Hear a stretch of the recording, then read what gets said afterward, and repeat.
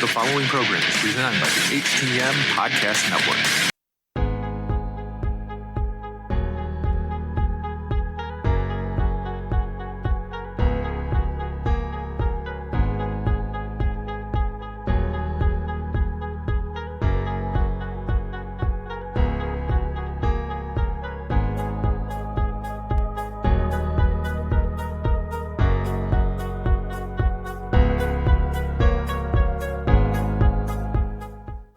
Welcome to another episode of Turnbuckle Talk in partnership with thechairshot.com, presented by the Hitting the Marks Podcast Network and in association with NDPW.com. Turnbuckle Talk is sponsored by collarandelbowbrand.com, where you get 10% off when using promo code JKPodcast. Turnbuckle Talk is also partnered with Phoenix at FNXFit.com, where you get 15% off all your health supplements simply by using promo code TBTalkPod.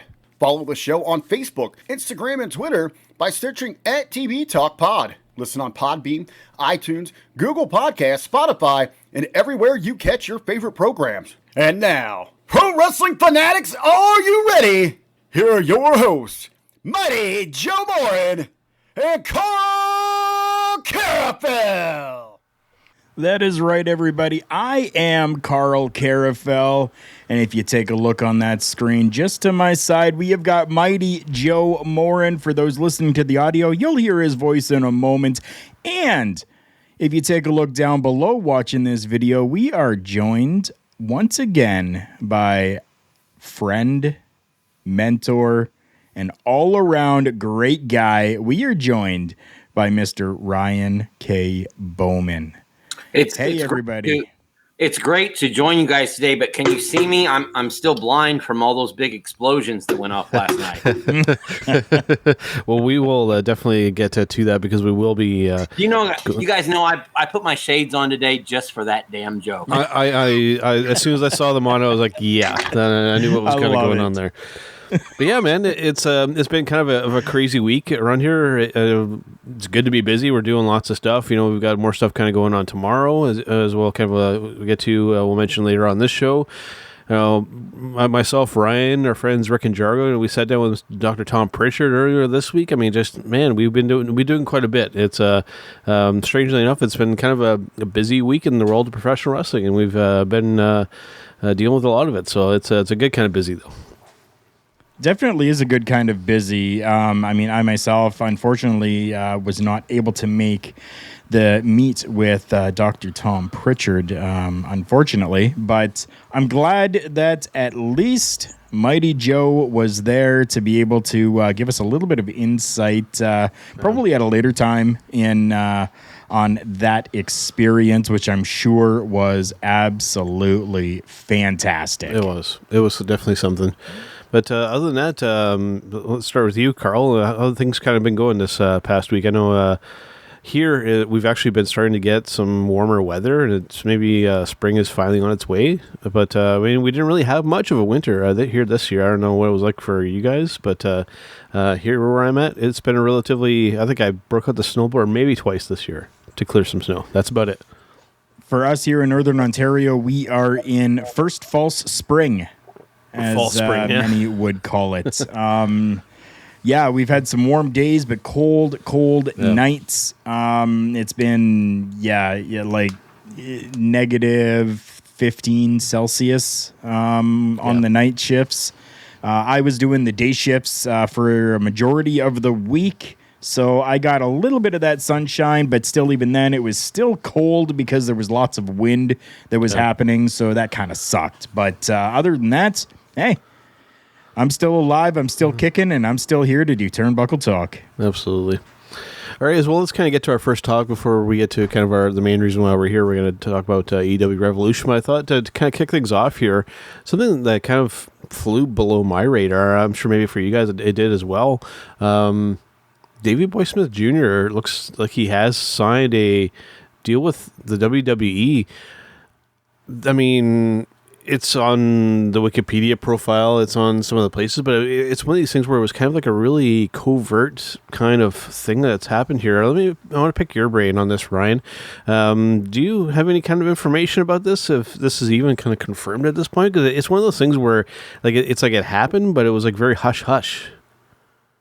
Maybe WWE doesn't feel like Harry Smith is that big of a high-profile person, so they didn't promote it that much. But to me, seeing his work in MLW and what really pretty much all over the world, I think he's got the potential to be, a star.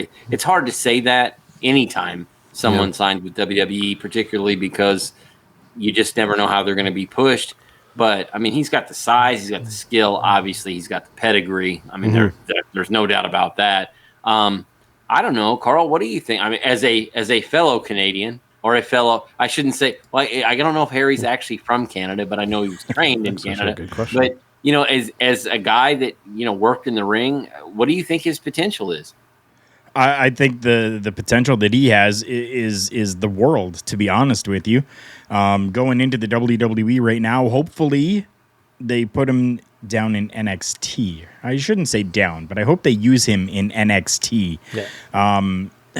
I think for him, at least, to be able to build up that name a little bit more. I mean, everybody knows the name Davey Boy Smith, right? So to be able to build that name just a little bit more and kind of put his own personality onto it, it would be beneficial for him to be going through NXT and, making his way all the way to the top, winning that NXT championship, and then at some later time, making his way over to a Raw or a SmackDown from there. So I think beneficially for him and character-wise, NXT is the best spot for him to go, and hopefully that's where they're going to put him. Do you think it's better for him to go by the name Harry Smith or to use Davey Boy Smith Jr. as his name? Because a lot of people have said maybe that wouldn't be a good idea. Davey Boy Smith was loved by the fans, so I say why not? I mean, he is the junior. Mm-hmm. He is his son. So why not use it? I think it's perfectly fine for him to use Davey Boy Smith Jr. because that's who he is. That's who he is. And, Bob Orton started out that way. He was Bob Orton Jr. for a long time, and then he just dropped the junior. There's a lot of guys that have kind of, even Ted DiBiase, who was adopted by his father. I believe he went by Mike DiBiase Jr. for a while and eventually, dropped that moniker. So I totally understand it. I think at the end of the day, Harry's going to stand on his own. He's got the talent, whether it's with WWE or he ends up being a star in Japan or in AEW. I mean, I think anybody, who isn't blind, as I just pretended to be earlier when we came on the show, anybody who can he passes the eye test, as we always say. Yes. Well, you had mentioned Japan, Ryan, and honestly, that's where I kind of expected him to kind of go, because I mean, his most recent stint, I guess, would have been in MLW and a little bit in All Japan. But, I mean, been relatively quiet in the meantime. I just wonder how he fits into WWE. I don't know why I couldn't say the three letters today. Whether it be Raw, SmackDown, or NXT, I'm concerned of where he actually fits in there. That's my only thing, because I don't know. It feels strange. Like for me, it almost feels as though that this may sound a little strange, but maybe we're getting him in because maybe we're looking to induct his dad into the Hall of Fame and they want him to be part of the company for when they go and do it.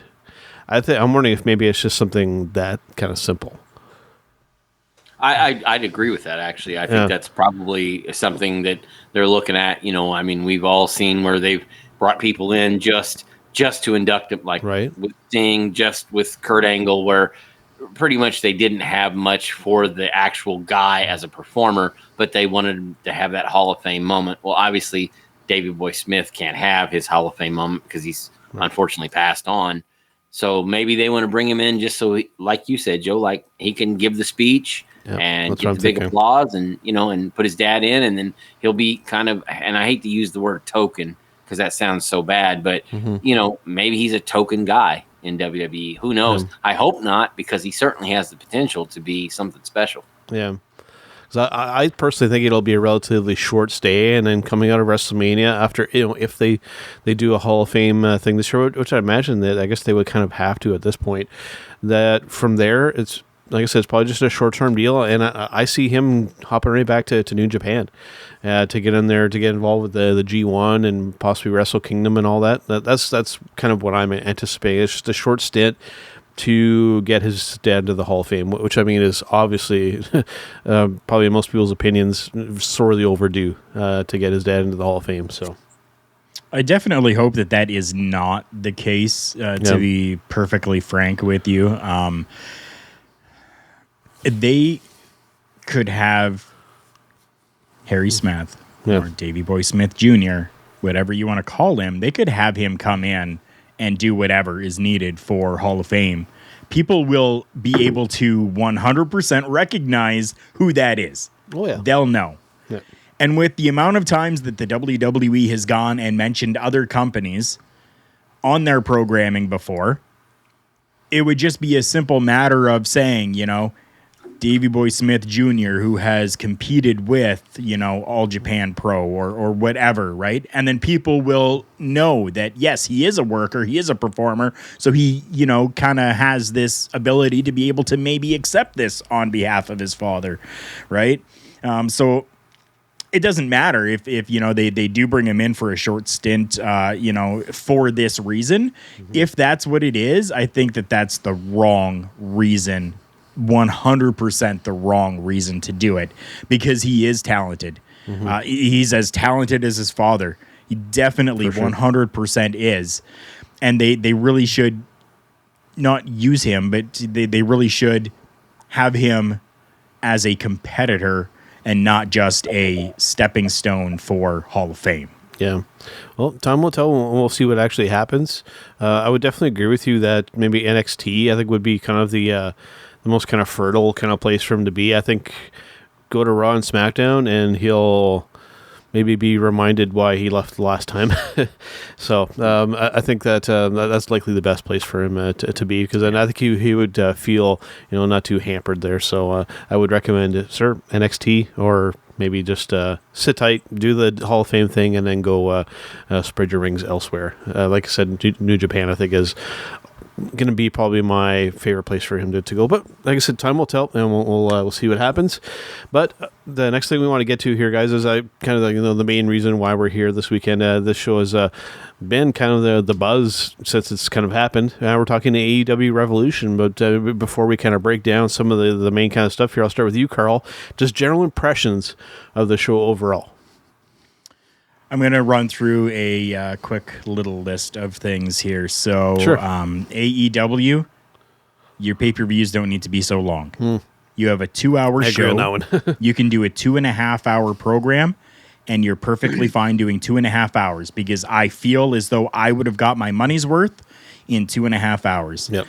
Along with that, now, a lot of these matches just went too long. Too long with a bunch of these matches, unfortunately. And my third big thing from this, and I'm not going to get to the huge thing that the whole world is abuzz about right now. The third thing, stop with the 1,000 multiple time false finishes. Please. Yes. We need to stop with all of these false finishes. I love AEW. I really do. I'm a big fan of All Elite Wrestling. I have been since it started and came out. It's been something that has been a secondary program for me to watch, as opposed to watching WWE or something from a little bit smaller like Ring of Honor or Impact Wrestling. It gives me the option to watch something else. But they need to kind of get away from this real hokey type of stuff, and especially with all the false finishes and way too long matches. That's my quick little negative rant on that show last night. The show itself, don't get me wrong, was actually pretty good. Yeah. I mean, I don't want to say that it was a bad show, because it really wasn't. I was entertained for the most part, but there were times where I started feeling as though I was slipping away from it because of those issues that I just spoke about. Yeah, for sure. For myself, before I hand it off to you, Ryan, kind of the same deal. The length. I mean, we were just about 10 minutes shy of being 4 hours. I mean, that's like WrestleMania length. You know, we don't need to kind of go that long, because honestly, I started to feel a little burnt out. Like, just look at the match run times. The first match just under 15 minutes. Next one 18 minutes. Next one was actually the longest match of the night, almost just shy of 30 minutes. 15 minutes, 14 minutes, 24 minutes, 13 minutes, 25 minutes. Like every match, it's like exhausting. The 30-minute one, though, you can't really fault that too much, because that was like a battle royal rumble for sure, like type of situation. So yeah, that I can kind of understand. One of my kind of main nitpicks, believe it or not, was actually that tag team match. I guess just the way that they kind of shot that finish with the camera angle. I mean, for those who kind of pay attention, that the Young Bucks, that Meltzer driver already looks kind of sketchy to begin with, but just the way that they shot that finish, it looked so bad. It looked so hokey, and there's like no contact made whatsoever. Just for me, it kind of as somebody who really kind of looks at the the intricacies and all the moves in the match, that thing that like it really stood out to me. I was just like, I didn't think that move really looked that bad before, but now it looks bad. Like it looks hokey. And then of course, I mean, we can get to what happened in the main event, but we'll kind of get to that. I don't want to jump the gun too much, but again, kind of overall impressions, good, but too long. I would definitely agree on the length. What about you, Ryan?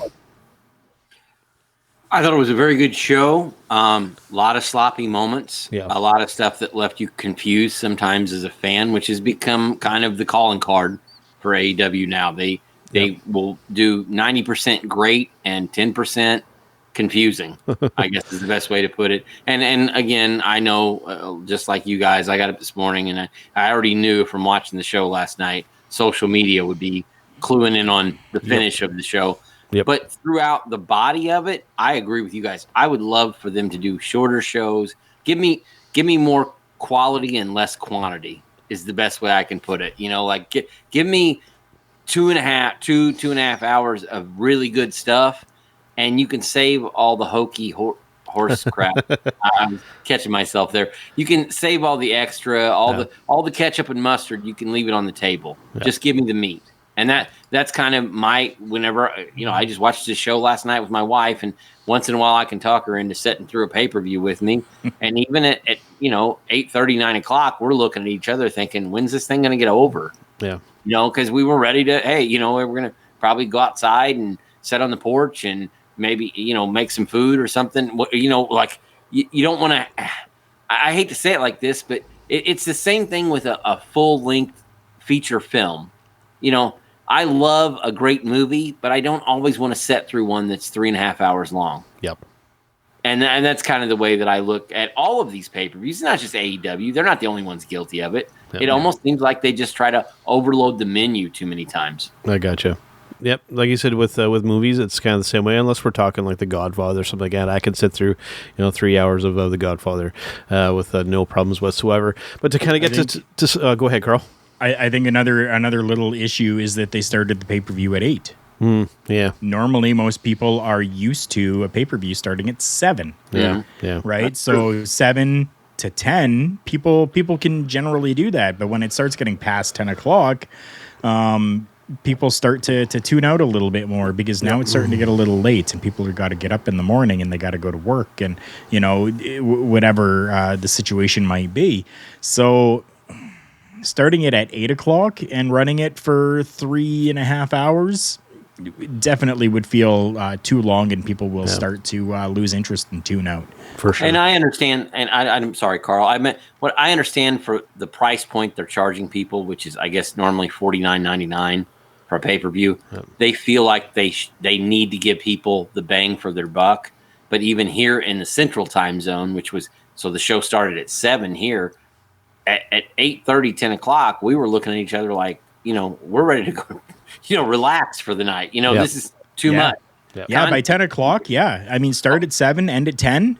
Right, I don't mind. And it's almost become like, and I'll draw the analogy, because I know we want to get into the show, but I'll draw the analogy to Super Bowl Sunday. You build up to that hype, and you're all fired up, and hey, we're going to all sit down and watch the show, and we're going to cook food, and we're going to have friends over and everything else. And then you realize the pregame show was 5 hours long, and then the game's 3 hours long, and then there's the postgame show. So sometimes there's even the best things have overkill. That's the way I look at it. Yeah. Oh, absolutely. All right, well, let's break through. Let's go through some of the matches here to kind of kick things off. The pre-show match was actually Dr. Britt Baker and Maki Ito versus Riho and Thunder Rosa. I don't know about you guys, but I kind of almost wish maybe I could have seen this match. Or I've actually tuned in for the pre-show, because that one actually sounded a little bit interesting, especially with the combination of Riho and Thunder Rosa. I think that might have been entertaining. I almost wish I'm actually end up going back and watching that match to see how it was, because for a kickoff show for a match, sounds a little intriguing actually. It was. I enjoyed it. I mean, it wasn't anything spectacular. That's going to be a running theme, unfortunately. But it wasn't anything spectacular. But it was good. I enjoyed it. Yeah, for sure. It was a nice precursor and ease in to the actual pay-per-view. Yep. And that's what I love to see. I want to see a pre-show match that's going to get me hyped and set up for the pay-per-view. And that did it for me. That one delivered. Yep. And I only got one line on that, guys. The AEW women's division, despite the fact that it's been kind of sad when they first got started, it's getting better. It's getting better. Slowly but surely, they're getting better. Especially when you have like Serena Deeb and Thunder Rosa and that kind of, Ashita. You've got a good foundation there for a good thing. They just got to capitalize on it. Dr. Britt is a great character. She's not a great worker in the ring, but she's got a hell of a character. Yeah, no, I would agree. It's definitely evolved. It definitely wasn't much when she started, but it definitely is getting better. It's gone leaps and bounds from where it's been. So, to actually kick off the show here, we had the Young Bucks versus the Inner Circle, which in this case, Chris Jericho and MJF. For me, this is kind of a reoccurring thing here. Whenever the Bucks open a show, it always bugs the hell out of me, just because I know that they're going to do everything in that match. They got to get their shit in, and this was kind of no exception. It's one of those things where, I know that they're the best tag team in the world, and they keep trying to rub that in our face. But I don't know about you guys. I'm almost kind of tired of seeing these guys. I'll be perfectly honest with you. Seeing the Young Bucks all the time now, it's like I'm a little burned out on those guys. What do you think, Karl? I'm starting to get to that point as well. I definitely am. This matchup itself, I mean, I honestly love the pairing of Chris Jericho and MJF. I really do. I think the two of them just work really good together. Even just the banter back and forth between them really seems to just kind of be spot on with building everything for the two of them as a tag team, and I enjoy that. What I don't enjoy, just kind of like you alluded to here, the Young Bucks have to get absolutely everything in, and they have to do 1,000 different super kicks within the matchup, and they need to get beat up and beat up and beat up and beat up and beat up and beat up and beat up and beat up, only to do a couple super kicks and win the matchup every single time. Yeah. And it's really starting to, I mean, it's predictable. It's 100% predictable, and I'm tired of it. I definitely am. And like I said at the top of the show, that Meltzer driver, the way that they did it on that night, it looked bad. I wasn't a fan of it. What are your thoughts on this particular match, Ryan? It's kind of sad. The Young Bucks went from being very lovable to being kind of unwanted now by the fans. When they were doing the New Japan thing and Ring of Honor, and they were kind of cutting edge and traveling the world, and they were being featured in Sports Illustrated and things like that. And it almost seems like now in AEW, again, we talked about the length of pay-per-views. The Young Bucks are kind of the same way. Sometimes you get too much of a good thing. Yep. And the truth is, they are a very good tag team, but they almost seem like they've been exposed at this point. Yep. I think they need to evolve.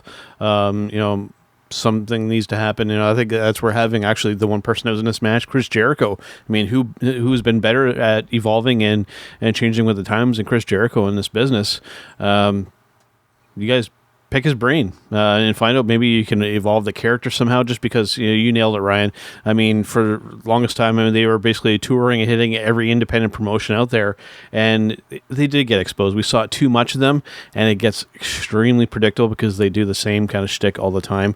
And I get it, they do it well, but when we see too much of it, it gets boring. I'll just come out and say it. So, speaking of predictable, are we all in agreement that there's a big hint that MJF is going to take over the Inner Circle? And yeah. I think we got that last night. Absolutely. Which I'm looking forward to, actually. A Jericho face turn, to me, I think would be great. For sure. To get kicked out of that, I mean, that's where that storyline's going, and that actually sounds somewhat interesting. Albeit, again, it's one of those things that has been done before, but we'll see how it kind of goes. So I'm sure Chris will do well with that. Going from that to the that casino tag team battle royal. This one was a bit exhausting to kind of watch. Yes. My issue with this kind of match, I mean, I like the personnel kind of involved, but there was one in particular that really stood out to me. Again, I'm somebody who really kind of, almost to a fault, really looks at the minute kind of details.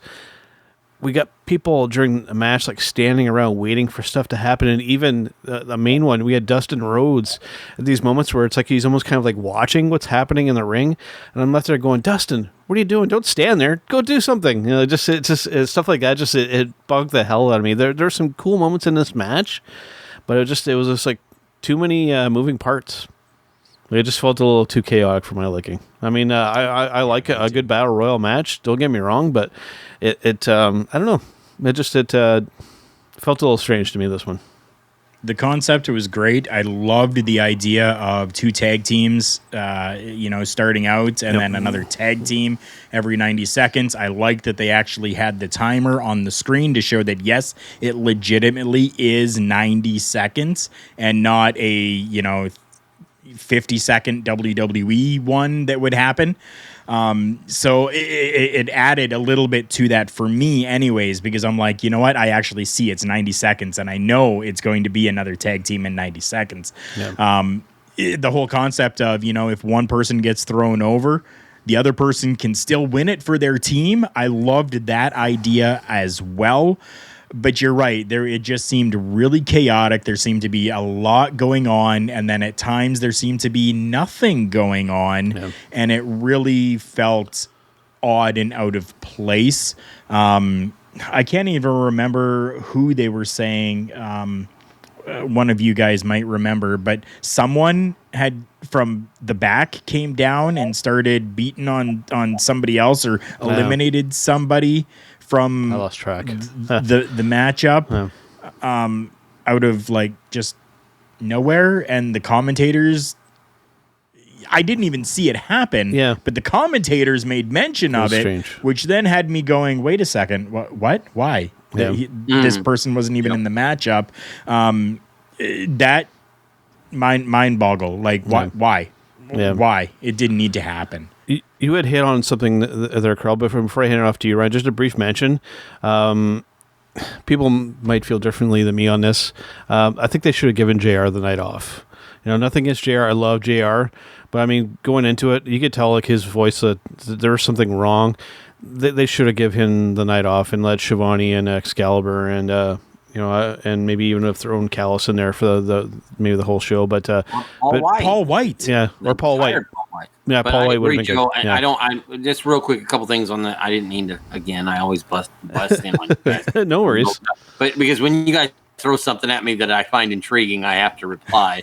But that's a good number thing. one, the one guy that I think really stood out in this match was Jungle Boy, and I thought he was going to take it for his team. I thought they were going to really put him over that way. Yep. But Joe, having said that, and it was something I hadn't thought about, but even as the show started, as we were watching it, I turned to my wife and said, JR sounds bad. And I mean, when you're a fan of someone and you've watched them all those years, you'd rather them not be there and struggle through the show. Yep. Because there were times when you could tell he was just efforting to get through a couple of sentences, and he just sounded bad. And, you hate to see somebody out there that is basically, if he's not the best in the business, he's one of the top one or two, him and Gordon Soley. But listening to that last night, it was brutal listening him to try to get through the show. And so, again, as somebody that really respects Jim Ross and thinks the world of him, I agree with you, Joe. He should have taken the night off last night. Yeah. And strangely enough, though, he seemed to have gotten better in the last couple matches. His voice almost seemed to kind of clear up a little bit, but for that first 3 quarters or so, like I was sitting there going, just feeling bad for him. Like he's just like you had mentioned, Riley, he was just kind of like willing himself through the show, and got to give him some respect. But they should have during rehearsals and stuff like that, I've kind of picked up on that and be like, hey, you know what, dude, take the night off, and we got you covered. Right. Sometimes you shouldn't play hurt. Yes. While it's admirable, sometimes it's better to take care of yourself than to take care of business. Bingo. Nailed it. And I think that you had even said it when Joe mentioned a different name. I think you and I both said Paul White. Yeah. This would have been the perfect opportunity to have Paul come out.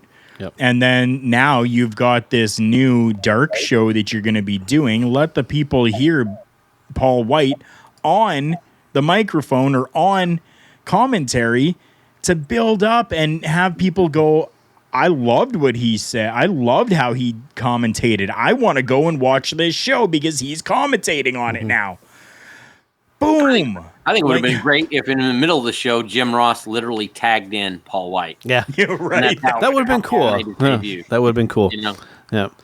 Just briefly, just a quick thing on this match before we move on to the next one. This tag team battle royal casino type match, for me, you guys may or may not agree, this should have been the pre-show match. I think it would have been. I think it would have been better placed to have been that. Yeah. Yep. Okay, next up we had for the AEW Women's World Championship, we had Hikaru Shida versus Ryo Mizunami. I think I got her name right. This was kind of a bit of an odd one. For me, I guess my biggest takeaway from it, nothing against Ryo or Ryo Mizunami. I'm not sure if I'm pronouncing her first name correctly. Her character and her style doesn't necessarily translate that well over to North America. I mean, in Japan, that kind of stuff works fantastic. Stardom, all those promotions over there, I mean, that's kind of right in their wheelhouse. Now, Shida's been able to kind of evolve and kind of endear herself to the North American audience, the cosplay element and all that kind of stuff. And she's good in the ring, and she's very, very easy on the eyes, by the way.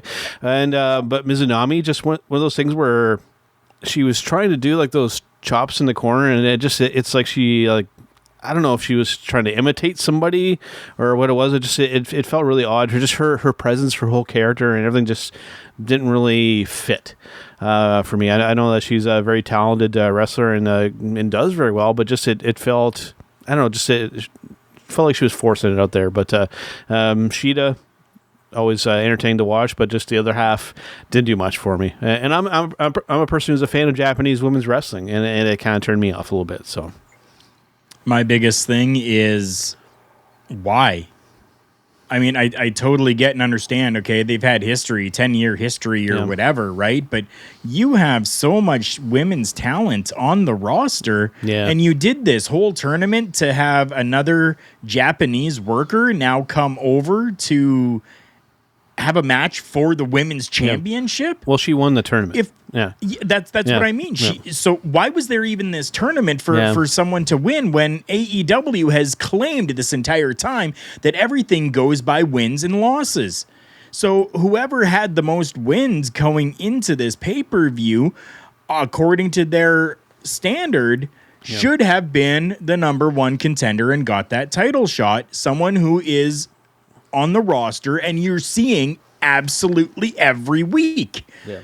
Instead, we have this tournament and you bring another Japanese star here to have a match with your Japanese champion in North America.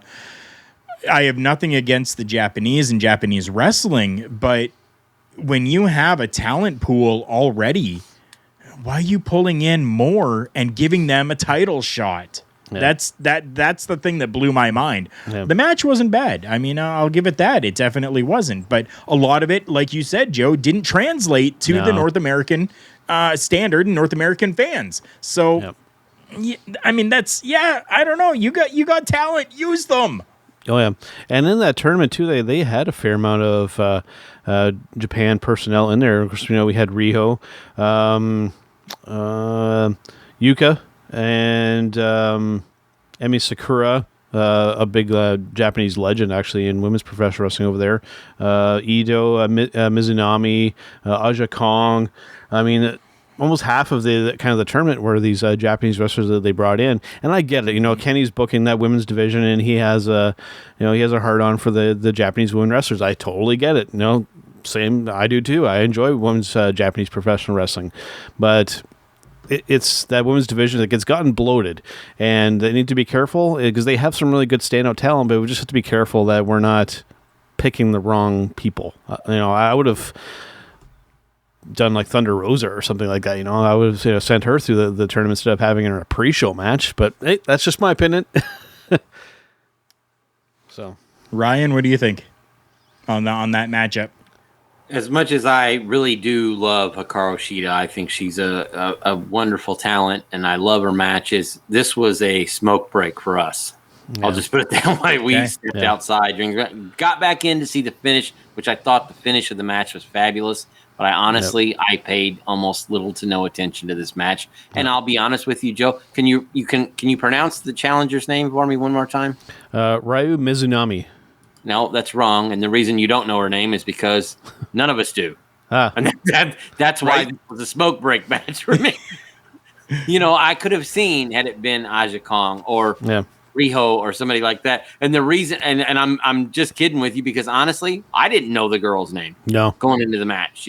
So while I understand that these ladies are big stars in Japan, they're not big stars in America. Yep. And to have them in the middle of a card this important, I thought this might have been an opening match for a pay-per-view or a dark match for a pay-per-view, or maybe a match you don't even put on pay-per-view. And that's just the way that I saw it. Again, nothing against these ladies because they're all great performers, and I understand that they have a great audience overseas, but they don't have that same appeal here in America. I think AEW would be well served. While Shida is an incredible performer, and I think Riho, she just had that great match with Serena Deeb. Yeah. They need to focus, just like what you said, on AEW homegrown talent, not Yoshi talent that's overseas. I agree 100%. So next up, these next two matches here were ones that were almost kind of like these filler matches for me. I mean, they were okay, but they weren't really anything spectacular. We had Miro and Kip Sabian versus the Best Friends, and then Paige and Matt Hardy. I mean, good, solid matches, but for me, just one of those ones where I'm just watching and it's like, okay, good for what they are, but didn't really kind of move anything forward for myself. Nothing standing out, nothing that I'll be, looking back fondly in 10 plus years from now. They were just there, and they were what they were. I don't know if you guys would agree with that on that or not.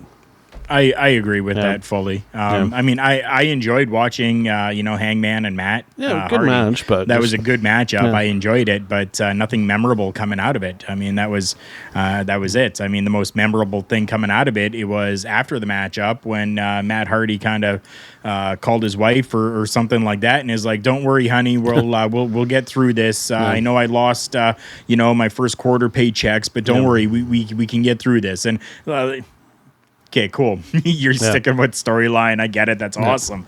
But I mean, that's what I remember the most coming out of that matchup. Yeah. Matt Hardy lost, called up his wife Rebby, and is like, "Oh, don't worry, we'll get through this. It's going to be okay." That's I caution AEW. If you're going to use Rebby at all, be very, very careful because it's very well known that she doesn't have a filter and she speaks her mind. So tread carefully if you're going to use her storyline-wise, please. Ryan, what about you for those two matches? Well, I was happy to see Hangman. I'm a big Hangman Adam Page fan, so I mean, and I think he's one of those guys that I don't know what happened. Just a year or so ago, I thought he was going to be an AEW World Champion. Now he's kind of more in the middle of the card and all that stuff. Yep. But as far as Matt Hardy's concerned, I miss Broken Matt. Mm-hmm. I don't like Big Money Matt. I like Broken Matt Hardy. Broken Matt and I'm hoping that this whole I lost all my money angle is leading to him being broken once again. Maybe. But Joe, I will agree with what you said. some of these matches here in the middle of the card, it just seemed like blush. It just seemed like an appetizer to the rest of the show. Even this match, and again with two guys I really like, it didn't blow my hair back. I'll put it that way. Yep. So next up, we had they were calling Face of the Revolution ladder match for a future shot at the AEW TNT Championship match, which involved Scorpio Sky, Cody Rhodes, Pentagon, Lance Archer, Max Caster, and a debuting Ethan Page. Now, I have no issue with the actual match itself. Right, the match was fine. For me, my big takeaway from this match, as usual, was that thing hanging above the ring. This company just cannot avoid taking shots at WWE when they can. That friggin' brass ring hanging above the ring, these guys, they just can't help themselves. They have to get a shot in there. For me, that it almost kind of overshadowed the match itself, honestly.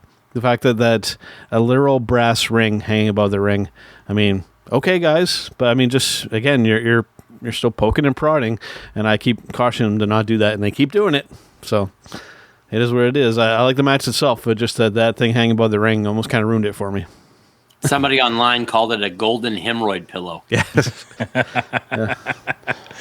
I was happy with the matchup, to be honest, yeah. and honestly, to see All Ego come out, I was like, oh hell yeah. I was honestly happy with that. And then I'm watching social media as well as the pay-per-view is going on, and people are like, this better not be that big announcement. Oh, who's this guy? Blah blah blah. Yeah. Shut up, people. If you don't know who this person is, go and watch some professional wrestling. Get your head out of the WWE's ass and watch some professional wrestling. Because if you did, you would know who All Ego is. That's you would know. You definitely would. And did he not look like $1 million? Oh, he looked good. Yeah. He looked good. Ethan, I mean, let's be honest. He still had a little baby fat a few years ago. Yeah. And now he's ripped. To the gills. And I actually messaged him this morning because I've interviewed Ethan a couple times. Great. First of all, he's a great person, so he's easy to root for. And just told him, man, dude, you look like, I hate to use if you have to edit this, a brick shithouse. Yeah. Because he does. He looks like he's in the best shape of his life right now. And he's a guy with his talent and charisma. He's not only talented in the ring, and he can work a lot of different styles, but the greatest thing he has is this. Yes. And I think that's what's going to make him a star for AEW. I was totally happy to see him pop up. And again, it's not just based on personal experiences that I've had with him, but also just the fact that, I watched this guy, and anytime you see a young guy that just seems to be climbing those different rungs in the ladder, and then they get that big pop, they get that big debut. That was to me the highlight personally of that match. And for us, kind of in that pro wrestling bubble, especially because we venture outside of WWE. I appreciate it. I like the debut. Now, putting myself in the shoes of somebody, like you had just mentioned, Karl, somebody who's just a WWE viewer, or somebody that's a new viewer, or somebody that's a casual viewer, I totally understand them going, who? And that better not be the big debut. I get that mindset from that person who's not us, right? So I like the debut, but I could see some people going, oh, okay. I mean, it was good, but I don't know who he is. I mean, that definitely must have had that reaction outside of people like us, right? So, it definitely did. Yeah. Isn't Ethan from you guys' backyard anyway? I believe so. Ontario? I know he's Canadian, but I think that he's from up around. I believe so. Yeah. The southern Ontario area. So that's an extra reason to root for him. For sure. Yeah, definitely. For sure. Yeah. I mean, I've never had the opportunity to meet him. I've never had the opportunity to talk with him, interview, nothing like that. I just have seen his body of work over the years, and I've been a fan of his work, and that's why I popped so hard to see All Ego, and I love that name, All Ego, Ethan Page. I freaking love it because he can back it up. And especially, like you said, Ryan, on the mic, he can back it up. So for those of you who don't know or have not heard anything from him, so all these people that keep on saying MJF is so good on the mic, MJF is great on the mic. Okay, so now MJF has a running contender in Ethan Page, because I can guarantee you he can keep up with the best of them on that microphone.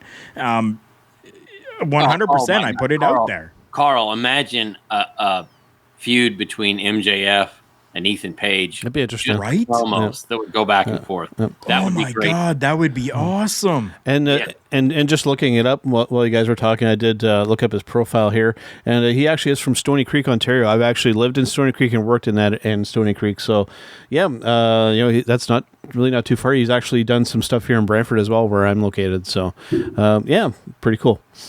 So yeah, like I said, I had no issue with the match itself. My real issue was just with that prop hanging above the ring. That kind of rubbed me the wrong way, as these jabs that they do all the time kind of bug me. Even with the just briefly on Paul White too, because it came out too, that I guess Vince contacted him.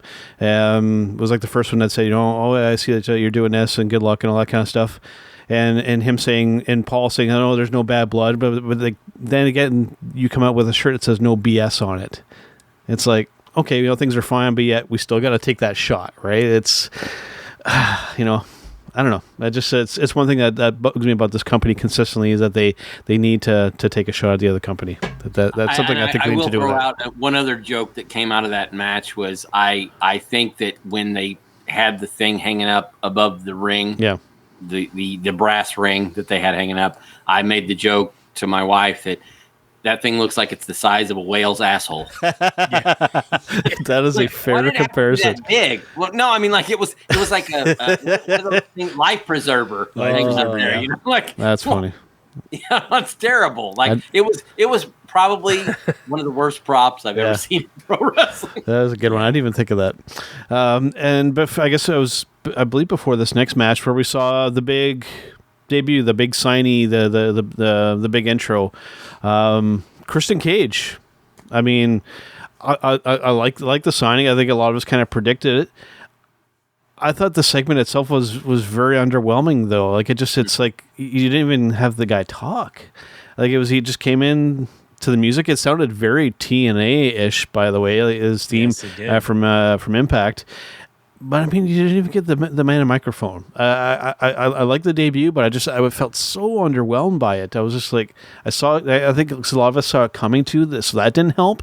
But just the segment itself, just like it's like the bottom just kind of fell out of it. I felt almost sad kind of coming out of it. I don't know. Karl, who did you think it was going to be? I thought it was going to be Kurt Angle. Honestly, because of all the stuff that Angle had been tweeting out and stuff, I kind of thought the same thing there. But then I started going, well, maybe it's Hulk Hogan, to get that next huge name. Oh, Jesus. Right? Thank God it was Christian. Yes, yes. I definitely could have seen Hulk Hogan though. So I was like, yeah. My God. But then when that music hit, it was so familiar from his Impact days that I'm like, oh my God, it's Christian. Oh my God, it's Christian. Oh my God, it's Christian. And I popped for it. I definitely did. I was super happy with it. You're right. Underwhelming for the segment though, 100%. Another missed opportunity where they could have had Paul White come out because, well, isn't he the one that said there's going to be this big, future Hall of Fame name signed with AEW? They should have had him come out and at least, introduce instead of having Josh having the Yapper Dapper do it, right? And have Paul White come out and do it and have Christian come out and have them handshake or have them hug or something, right? To make it a little bit bigger, especially for a name like Christian Cage. I mean, I think he deserved a little bit more, to be honest. Yeah. I mean, I was almost kind of thinking, maybe it was just because I was thinking of our upcoming Turnbuckle Rewind match, that I was like, could it maybe be Ric Flair? Like, because maybe his status is kind of up in the air. I would definitely friggin' hope not Hulk Hogan. I mean, otherwise we're really doing the WCW angle now. But but yeah, I mean, Christian, I'll just say it. I mean, the on-the-nose pick, right? I have no idea what happened with him in WWE. I mean, I thought he was all kind of set up to have a bit of a run there, and I have no idea what happened there. I have no clue. I don't know if do you have any information on that, Ryan? possibly kind of what happened there? Because I mean, it's like he was there, they were set to do a big kind of thing, and then just goodbye. I'm the only one that thinks that Christian's just sort of been screwed by WWE, like for most of his career. Yeah. Like that's how he ended up in TNA a few years ago. Yeah. And then they kind of put him on the shelf for a while. I just kind of feel like he's one of those guys that's always been underappreciated by the folks up there in Stamford. So, I mean, if his contract was up and he had the chance to make the jump, it's not nearly the same as it was, 15 years ago when he made the jump to TNA, because that was a major story at the time. There was kind of the first big WWE star who made that move. But, the one thing that I hate is when people always compare, they say this, well, AEW signing former WWE guys, and now they're TNA 2.0. Well, you know what? I hate to break it to everybody, but TNA, now called Impact, they've been around 20 years. Yeah. So they must be doing something right. I mean, whether you necessarily love their product or some of the tactics they've tried, they're still in business right now. Yep. And a lot of wrestling companies can't say that. It is very, very true. So, I mean, if AEW, yes, do I really necessarily think it's a great idea to sign a bunch of aging guys that, unless they're there to put over young talent, they almost serve no purpose, quite frankly. Yeah. I mean that. Like guys like Paul White, if he can get on the microphone and put over the next big man, maybe even have a match with Lance Archer or somebody like that, or Wardlow, whoever is the guy they choose, then that's fine. I have no problem with them signing guys who are in their 40s and 50s as long as you use them right. But at the same time, to say, oh, they're just going out to sign everybody that used to work for WWE, I don't agree with that. Yeah. I think if there's a strategy there, it works. If there's no strategy and it's just, hey, let's hand everybody a check, well, then you're going to go the same route WCW did. Yep. So next up, we had the big street fight with Darby Allin and Sting versus Team Taz, which was Brian Cage and Ricky Starks. This was an odd one for me because they went with this cinematic approach, and I guess maybe because it was getting to the point of the night where it's like, okay, I just want to get to the main event and I want to kind of get out of here. So it's not so much that I slept on this match; it's that I was just eager to kind of get through it. And I mean, these cinematic matches I have never really been that fond of necessarily, but I just kind of wanted to just get to the next match. That's how I felt about it. I was super happy with this matchup, to be honest with you. I loved the cinematic way that everything was done, that everything was shot. I loved the lights in the back shining through with kind of silhouette-ish type of, all of the cinematography of it was done pretty damn well. And it gave us more Sting. Yeah. So this is something that they could have done over a period of a week's time and got, through everything and given Sting more opportunity to do work in the ring, quote unquote ring, because, it was a street fight. It happened all over this abandoned warehouse type of situation. So for that, I loved it because I got to see Sting do more than we would have seen if it had been at Daly's place. Sting would have been in there, done a couple stinger splashes, and then done a Scorpion Death drop, Scorpion Death lock, and then that probably would have been about it, right? So for me, I was very much so happy with it. And I get much so. And I get the approach too, with Sting, they want to kind of protect him too. So I think, going the cinematic approach, the right move. Again, for me, just, like we had hinted at earlier in the show here that, this was a long show and I was just getting to the point. It's like, okay, I just want to get to this main event and I want to kind of get out of here. And unfortunately, this match is just a casualty. It's I'm sure, if I look back on it and just kind of just watch it by itself, probably a great match. But I was kind of getting a little burned out on the show at this point. I do have to say that coffin drop, I loved it. Oof. That coffin drop spot, I loved it. That move scares the hell out of me every time he does it. It's just, man. Guys, Ryan, what are your thoughts on that? All I would say about it is, I love seeing Sting back in action, and I'm a huge fan of Darby Allin. I love Brian Cage; he's a cool dude. Everything. Everybody involved in the match, I'm a big fan of. But am I the only one that's kind of now at this point? Okay, we've seen these movie matinee style matches that you're just sort of okay, we've seen it now. I'm done. Some of it, and don't get me wrong, and Karl, I'll agree completely with what you said. The way it was shot was wonderful. They did a wonderful job with it. I love seeing all these guys together, but at the same time, some of the movie style matches now at this point, I'm just kind of through with them. Yeah. I was the same way when I saw that they had started with it. I definitely was, because we've seen AEW do this a lot. We've seen WWE has really started to do this as well, you know, with like the AJ Undertaker match that happened. That was all cinematography done, right? But this one, I don't know, for whatever reason, this one for me just kind of felt different. And I kind of enjoyed this one more. And I went into it going, great, another cinematography style matchup. Okay, all right. But then as the match happened and started to progress, and I really started to go, hey, that's different than what they've normally done. Hey, that was cool. Ooh, I love how they shot that scene. And, you know, so I was able to really get more involved because of how different it was from all the other ones that were done. But you're right. There's a lot of them that are happening. And, you know, most of the time it's kind of, okay, great.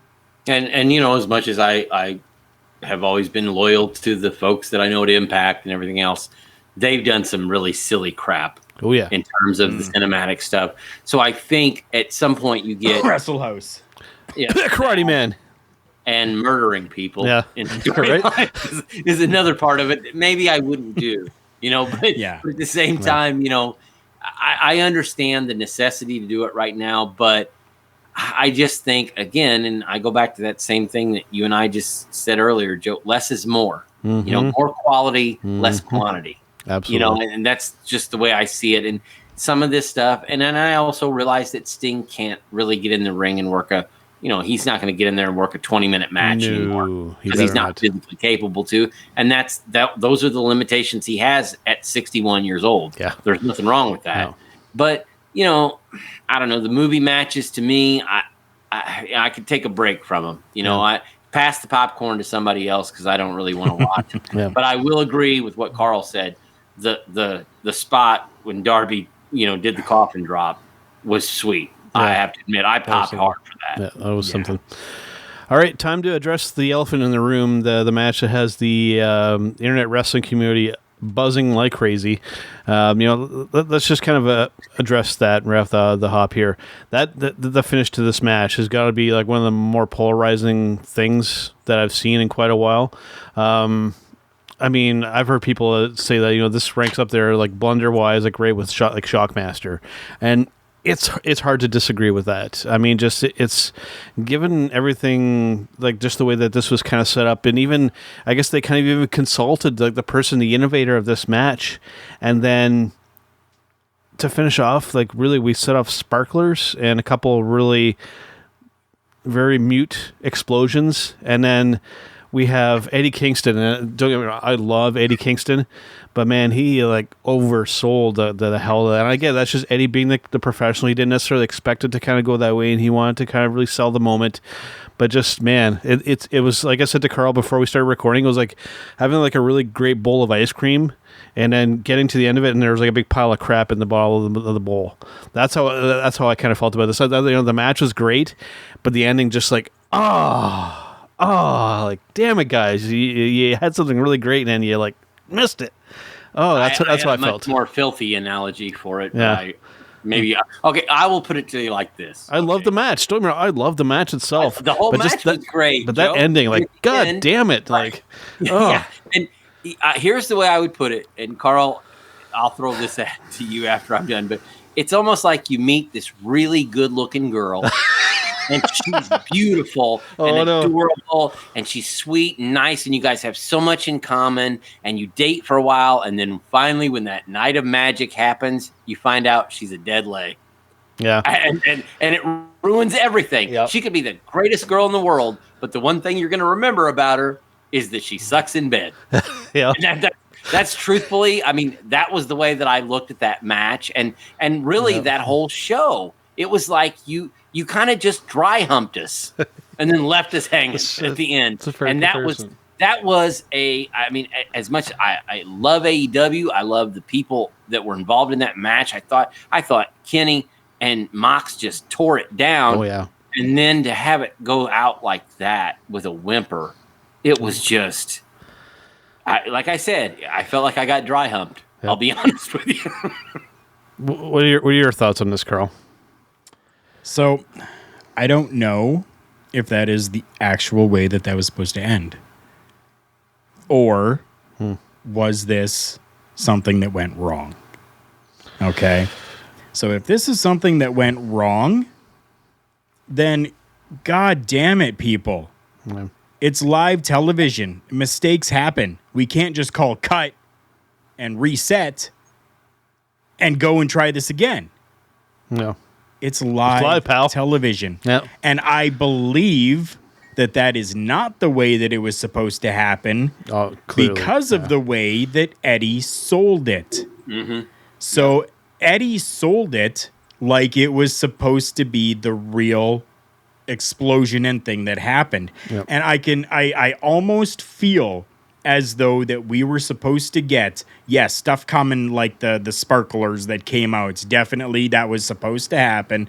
And then explosions around, and everything was supposed to explode around. All three of those different pods on the outside, which would have made a bigger explosion with more smoke. And then I guarantee we were probably supposed to see the ring collapse, which would give more legitimacy to what Eddie was doing. So we had a fail in construction and design. Yeah. Come on, people. Yeah. If that's what you're going to focus on throughout this entire show that they gave you, there's something wrong with you and you need to change your way of freaking thinking. I understand that even Vince McMahon himself has said people will remember the ending. I get that 100%. But if you people continue to think that way and continue to allow Vincent Kennedy McMahon to dictate your thoughts and feelings towards the end is everything, then you're the problem. Check yourself, think for yourself, and make a better determination and think maybe something went wrong. Now, I do have to say that I absolutely am a fan of the way that they have tried to correct it, whether it was a fan or whether it was however it happened. But there is video that's out there. And if you go and take a look at our Facebook page at TB Talk Pod or our Instagram page at TB Talk Pod, you will see that video where Jon Moxley essentially says Kenny Omega is this big cleaner, but he ain't no construction man because that was shit. Yeah. Right? And well, why in the hell would Kenny be putting the ring together anyway? Yeah, that's... I mean, Tony Khan's worth $6 billion or whatever. Hire a crew who does that sort of thing. Yeah. You know what? Hire a crew who knows how to set off dynamite. Right. Yes. You know, I mean, that's the thing. I mean, why would it be up to the wrestlers to come up with that? That was such because it was just storyline going through saying, you know, like Moxley had the matchup that he wanted. Now Omega is making this matchup, which is going to be so diabolical, and he's constructing it with the help of Don Callis, and like that was just all the story that was happening behind it. And unfortunately, you gotta kind of have to continue with that story now afterwards, especially after such a botch. And Don was trying so hard to sell it during the entire match too, like just like really pushing that, and I get it. That's the narrative. The announcers, everybody was trying to still sell it after it botched. Yeah. That was the crazy thing. Oh my god! They went dark. Like even the poor announcers were still trying to be like, oh. Can you believe how bad these guys are getting burned? No, we can't, because they've got 4th of July sparklers going off on every turnbuckle. Yeah. You know what they needed, Karl? You know what they needed? More nitro. Yes, more nitro. There you go. It came in. I didn't think I was going to have props today, but I came prepared. Yep. So there we go. That's AEW Revolution 2021, and like I said, you kind of nailed it there, Karl. But unfortunately, the majority of people out there, when they think back on this event, that's going to be what they think of. I mean, that is just a harsh reality that the great matches will go unrecognized, and they'll just think the lame finish, Jon Moxley dying via sparklers. That's what people are going to think. Yeah. Most people will remember the time they got fired from a job more than the time they got hired. That's correct. Yeah. It's always that disappointing finish to things that always leaves the bad taste in your mouth going away. And unfortunately, this again, and I just to wrap it up on my side of things, I thought this was a tremendous pay-per-view until those last few minutes. Yeah. And they killed it in those last few minutes. They destroyed it in those last few minutes.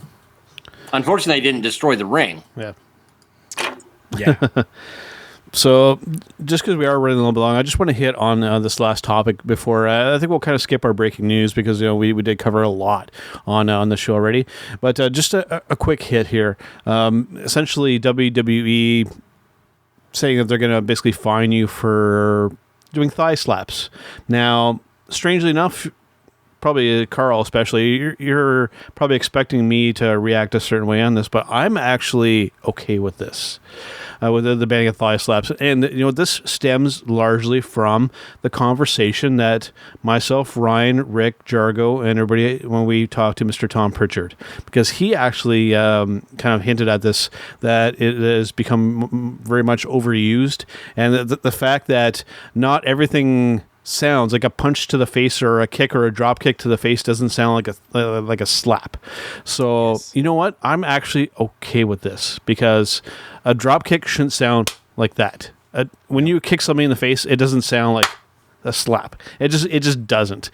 And it's something that has kind of bugged me for a little while. So you know what? I'd actually like to see this even become something not just WWE. That the fact that I think that if you're going to actually slap somebody, make it sound like a slap. But I mean, it's something that has honestly become very much overused. I'll throw this over to you, Ryan, and what are your thoughts on this? And then over to Karl after that. I'd actually probably, because he's a trained worker, I'd more than likely throw it over to Karl. Sure. But, Karl, I think KW, back in the day, probably when you got trained, guys didn't do that, but they would make that sound with their mouth. That sound when they were throwing punches, so it would accentuate the sound, and maybe slap, like Bobby Eaton or some of the guys, or Arn Anderson could throw punches and kind of slap their own arm as they were throwing them, but it wasn't over the top and exaggerated.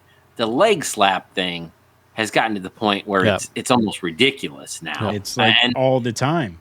Yep. Right. Yeah, and I think don't you think old school, or I hate using that term, old school, but the traditional wrestling way is that you're trying to hide how much you're accentuating the moves you're doing, and now the guys are just the leg slap thing. It's like so obvious. Yep. I'm kind of with Joe. I'm in agreement. For one of the few times I'm in agreement with WWE, is that I think I would just let the leg slap thing go. And the question I have, and I'll throw out my opinion, then I'll leave it out to you guys, is how hard is it going to be for some of these kids that have trained for 10 years in wrestling and every match they're slapping their leg? How hard is it going to be for them to break that habit? Yeah. Very difficult. It's going to be very hard. Yep. Very difficult. Yep.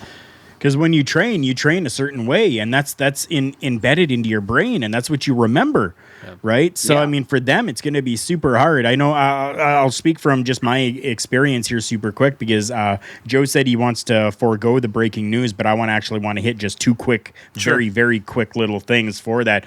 But when we would throw a slap, we would cup our hand so that it would make that sound when actually hitting.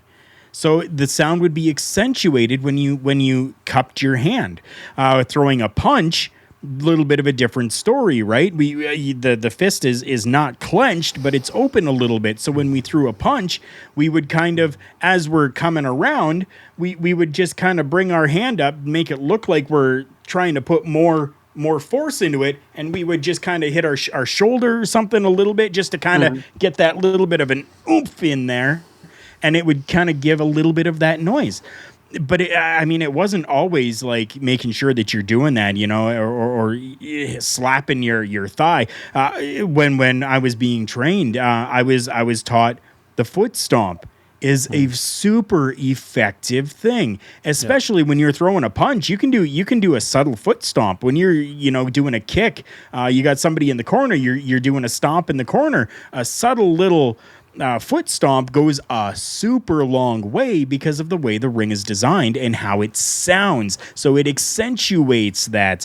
I see a lot of the workers and the younger workers slapping their thigh when they're doing a kick, slapping their thigh when they're throwing a haymaker, and different. You don't need to. Yeah. You don't need to, because at some point, somebody's gonna throw that haymaker and make a really great sound with it on the other person, and it's just gonna blow that up even more, because then people are gonna be like, "Oh my God, he actually freaking hit him!"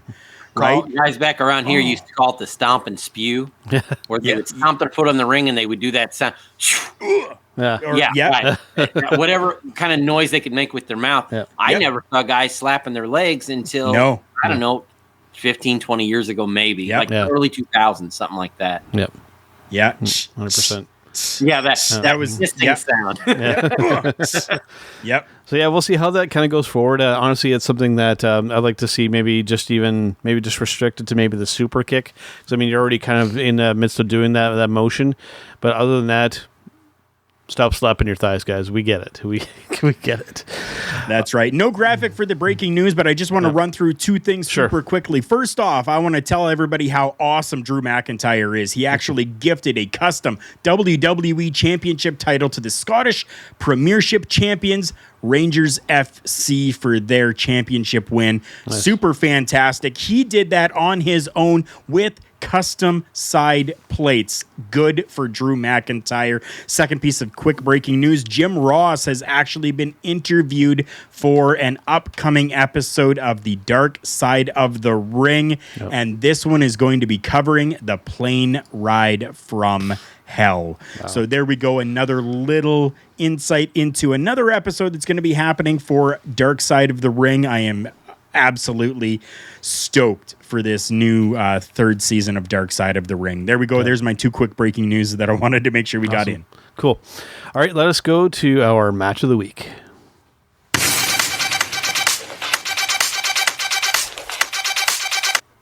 All right, so for match of the week segment, since we've got you this week here, Ryan, I'll let you go first. What was your favorite match in this past week? As far as the match is concerned, I would have gone with Omega and Moxley. You know, I mean, truthfully, I thought they both sold like hell in that match. Mox bled like a dog. You know, did he ever? Regardless of the finish, I thought those two guys, and you know, that's not necessarily Omega's cup of tea to be doing a death match. Yeah, but I thought he held his own with Moxley. I thought it was a great match, and again, I guess I'll call it my match of the week just because it'll be a day that lives in infamy. You know, kind of like Pearl Harbor, except no bombs went off. and you know, the thing about it is, was it a great match? Yes, it was. Was the finish disappointing? Absolutely. But I thought those two guys tore the place down. There you go. How about you for yourself, Karl? Quick, simple, easy. Darby Allin and Sting versus Brian Cage and Ricky Starks from AEW Revolution. Definitely, I loved that cinematic approach that they took with this matchup itself. I was very happy with it, and that's my match of the week. Mighty Joe, yours? Mine, interestingly enough, is something that has become a bit of a regular for me. It is coming from Ring of Honor's YouTube channel. As it throughout the course of the week, I watch a lot of free matches through Ring of Honor's YouTube channel, and this week is no different, guys. This is coming from 2018 from the Supercard of Honor show. We're talking Kota Ibushi versus Hangman Page. This is an absolutely fantastic match. If you guys haven't had a chance to check it out, it's available for free on YouTube. You have no reason to not go and watch it. It's about 18 minutes, so it's not too much time out of your day. Go watch a fantastic match. It's one that I highly recommend. It's something that we may even cover on another show. We'll see about that one. Well, see, this isn't fair because OVW's Michael Melkor is coming to hang out and work at my office with me on Wednesday. So by the time I watch like 5 hours of OVW, I may have like 15 matches of the week. So, you never know. For sure. All right, guys. Well, let's, you know what? since we didn't do any kind of sponsor, let's hear briefly from our friends over at collarandelbowbrand.com, and then we'll come back with our Showstopper segment for this week. Wrestling. A love and a passion we all share.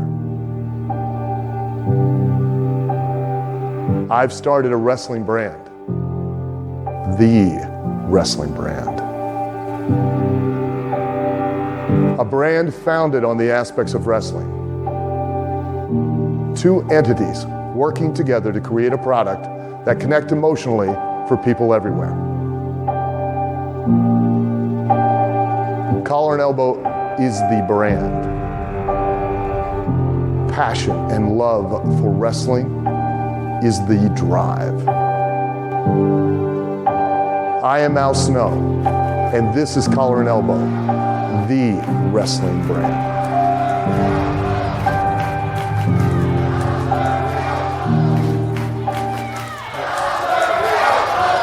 The dictionary defines hero as a person who is admired or idealized for courage, outstanding achievements, or noble qualities. Being a hero in life is far more than words printed on a page. It takes an unwavering code, a compass that points true north always. And in times like these, it takes sacrifice. Hero shouldn't be a word defined by a dictionary. It's a word that should be defined by the best of us. Hero has a new definition. All right, guys, Mighty Joe and Karl Karufel and Ryan K. Boman back here on Turnbuckle Talk. As you heard from our friends over at collarandelbowbrand.com, if you use promo code JKPodcast to check out, you get 10% off your entire purchase there. As usual, there's great stuff over there. I'm not wearing a shirt today, but Karl, as usual, is wearing his Collar and Elbow hat and the hoodie, which I believe both of those are still available in the store. Yes. So there you go. All right, guys, let us get to our Showstopper segment.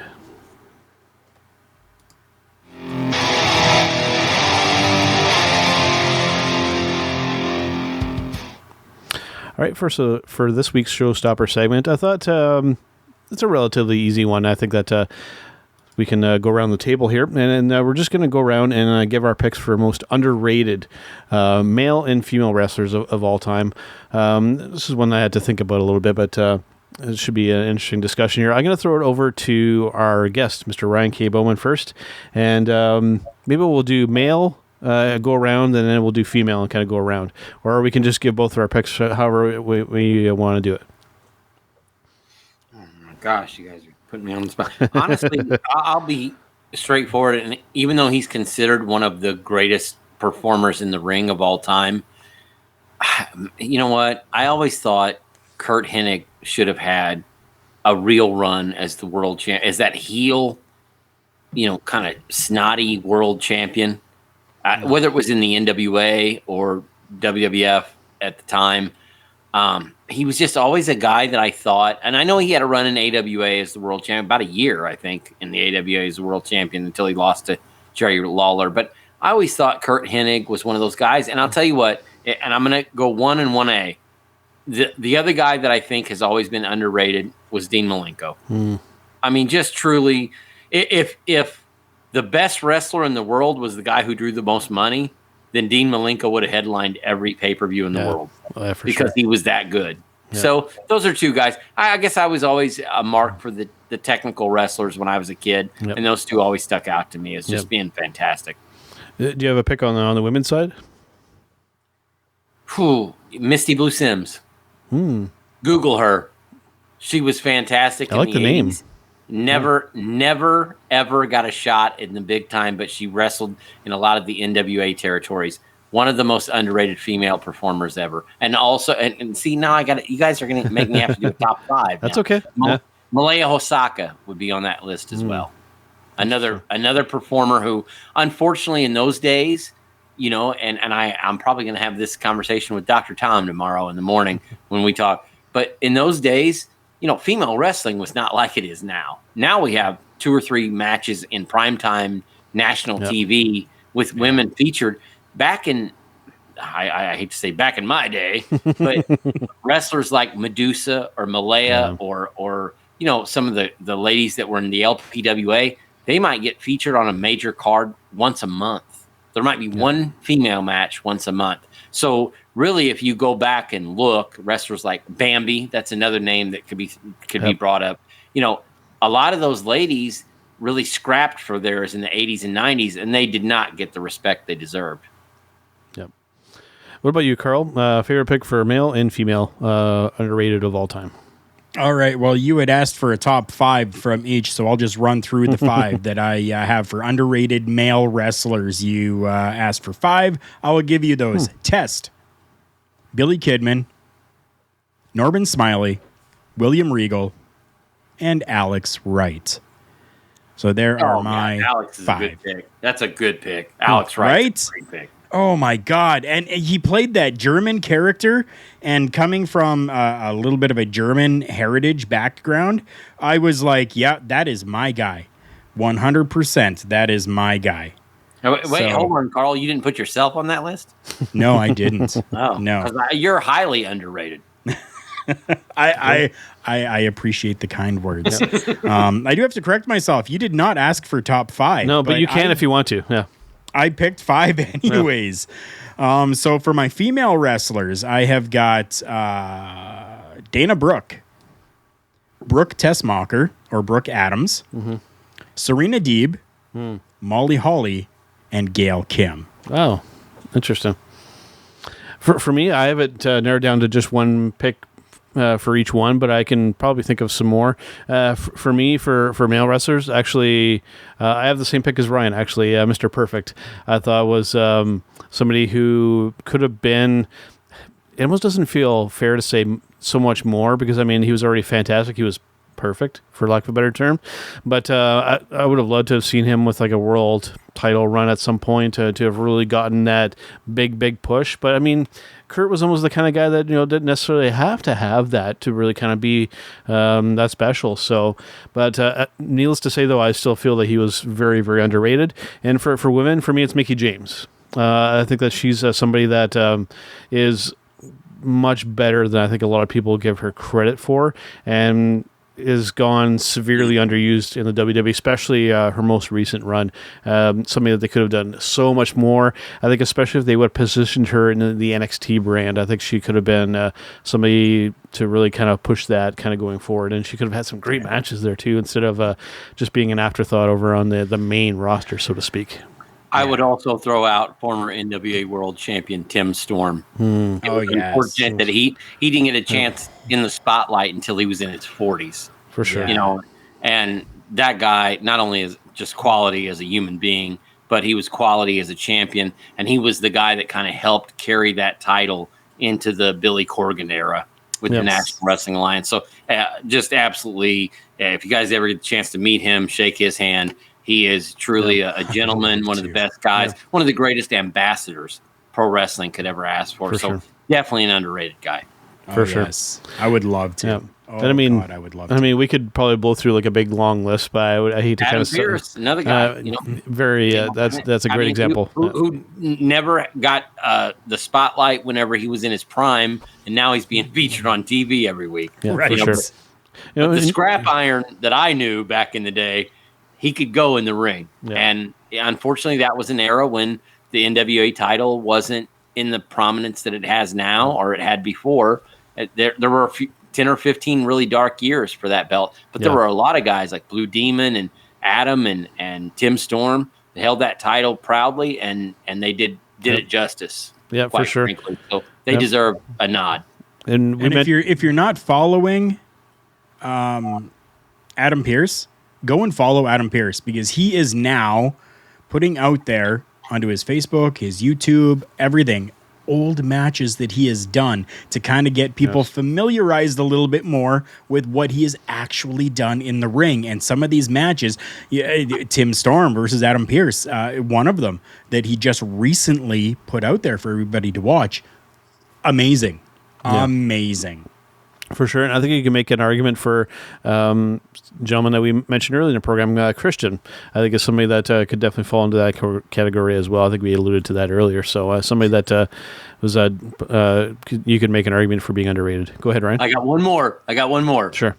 One guy, and you guys will have to go back to the 80s for this, but a guy that kind of, he was there for a while in Texas and Mid-South, Hollywood John Tatum, one of the great bad guys in the history of wrestling, who just sort of at a certain point, he used to be, I don't know if he was married to Missy Hyatt or if they were just dating, but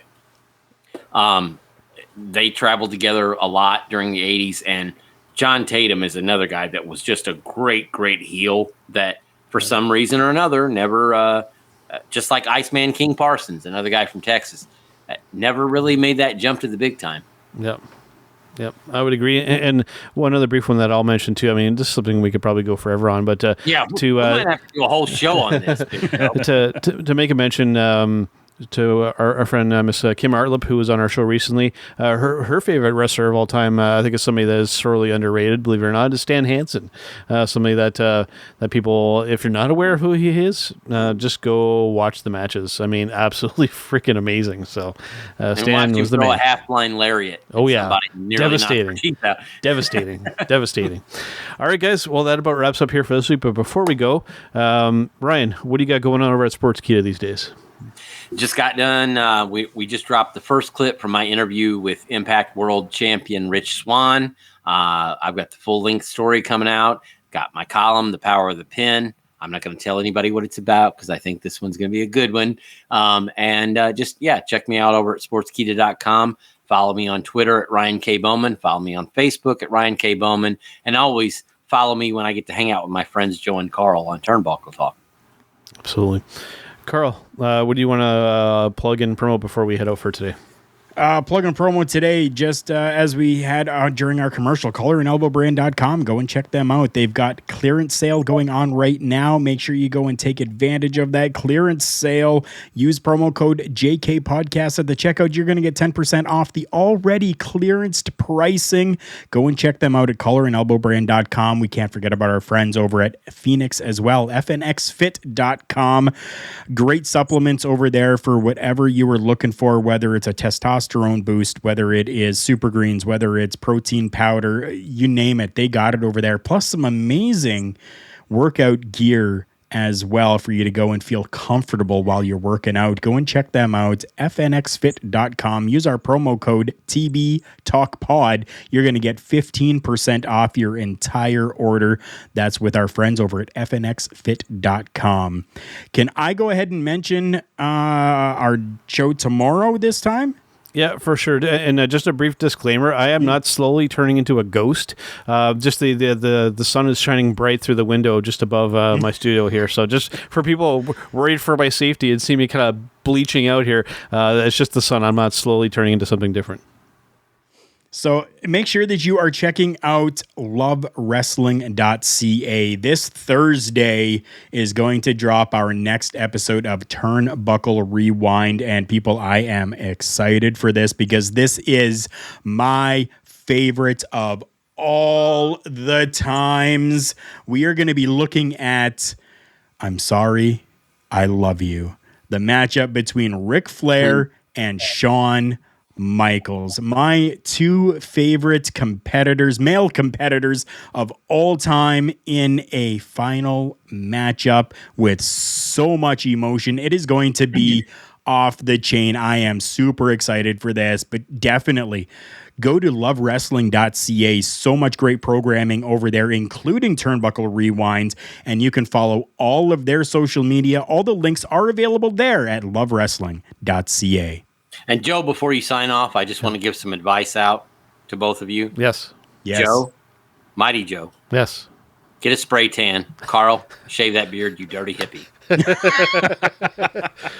I'm just kidding. We'll I love you both. We'll see. I'm just giving both of you crap. Yeah. If I do get a can of spray tan, I'll have to apply it while we're live on the air. Just to... If Papa Bear didn't give us any crap, we'd be worried. Hey, Joe, if you're going to spray tan live, we can put it on Patreon and maybe make right. There we go. On that note, everybody, it's been a fun episode. We'll see you guys on the next one.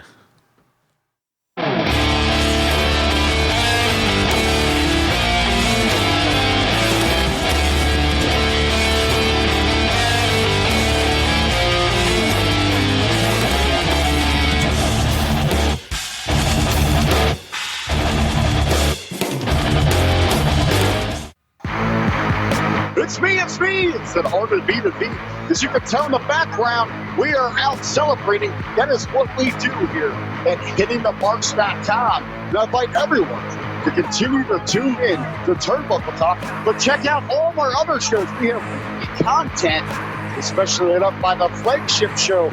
You can find that all at hittingthemarks.com. Run.